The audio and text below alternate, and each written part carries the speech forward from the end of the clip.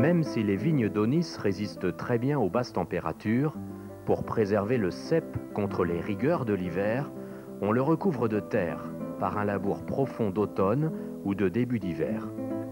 On utilise un tracteur équipé d'une charrue ordinaire.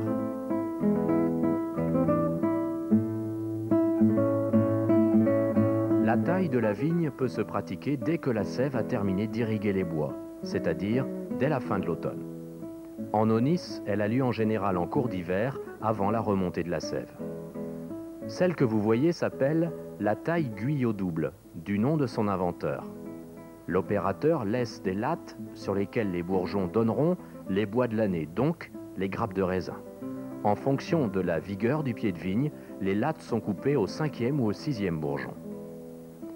Le vigneron coupe un autre bois après le premier bourgeon. On l'appelle un nombre. Il fournira les lattes pour l'année suivante. La taille est une opération délicate qui nécessite une attention toute particulière dont dépend la réussite de la récolte.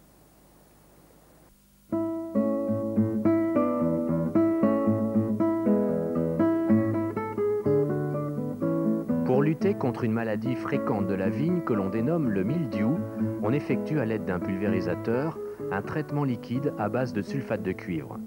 C'est la bouillie bordelaise. On reconnaît le sulfate de cuivre à la couleur bleue qui recouvre le feuillage. Pour stopper l'oïdium, une autre maladie de la vigne qui se développe sur les grappes en formation, on répand du soufre à l'aide d'un soufflet.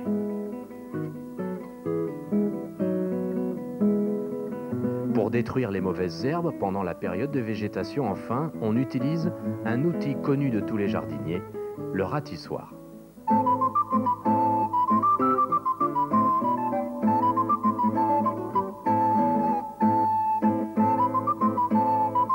C'est au début de l'automne, lorsque le soleil a suffisamment mûri les graines, qu'ont lieu les vendanges.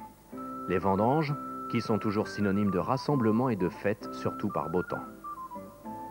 Le raisin coupé est recueilli dans un baquet. Les baquets sont aujourd'hui en matière plastique, plus légers que le bois.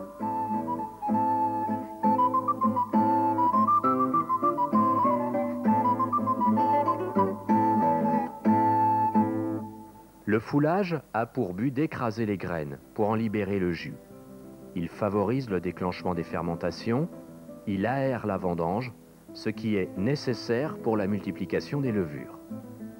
Cette vendange est ensuite dirigée vers le chai dans des récipients en bois ou en plastique que l'on appelle des basses. C'est dans la cuve que se développent toutes les fermentations.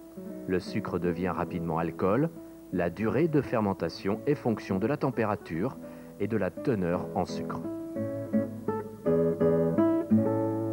On brûle une mèche de soufre pour désinfecter les barriques avant leur remplissage. Après 3 ou 4 jours, on estime que la fermentation est terminée. On soutire le vin qui va directement dans une barrique. La pompe n'aspire pas la totalité du jus.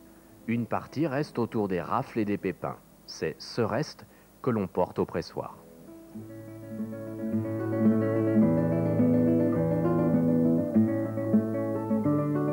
Il donne un vin de qualité moyenne que l'on appelle le précis.